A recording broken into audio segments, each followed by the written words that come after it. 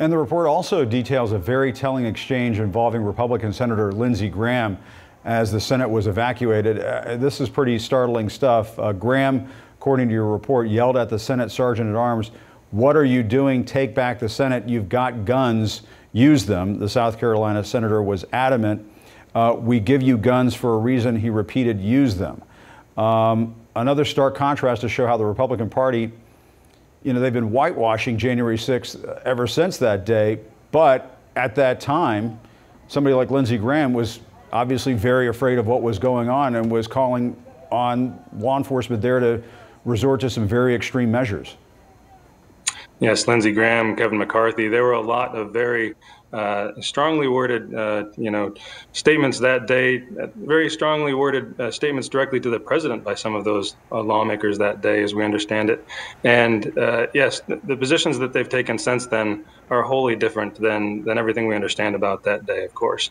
That in fact, the Pentagon, that the Capitol was being overrun, that these lawmakers were in some cases fearing for their lives. And, we've kind of took a little bit different turn in this story where we look more at the 187 minutes in between when the Capitol was breached and when Trump said anything to call off the supporters of his that were raiding the Capitol. And so many things happened in those couple hours. People died. People had heart attacks. There was obviously the Ashley Babbitt shooting. There was just numerous tragedies in the course of those hours when he was doing nothing. And one of the things I picked up on in the story is that there seems to have been a sense among law enforcement officials, folks over at the Pentagon, in dealing with this situation, that they didn't want this to turn into a Boston Massacre-like moment.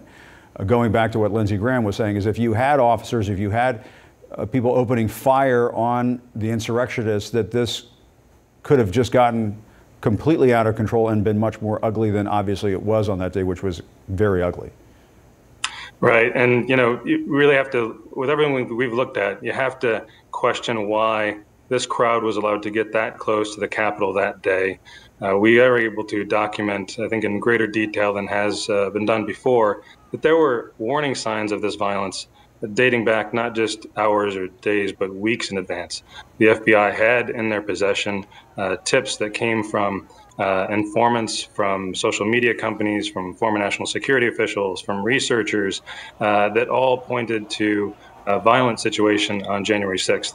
One particular striking one was December 20th. They received a warning that Trump supporters wanted to not only overthrow the DC police, but to arrest members of Congress, take them and put them on trial publicly for not bowing to President Trump's belief that he won the election. And so then, fast forward to the actual day on January 6th, there were signs of violence in the hours leading up to the breach as well. There were numerous firearms taken off of members of the crowd after they left the ellipse where President Trump was speaking. And they even surrounded at one point in time park police officers around the Washington Monument and started beating on the doors there. There were violent signs all the way down the mall as this crowd moved. And yet they basically were allowed to walk straight into the Capitol.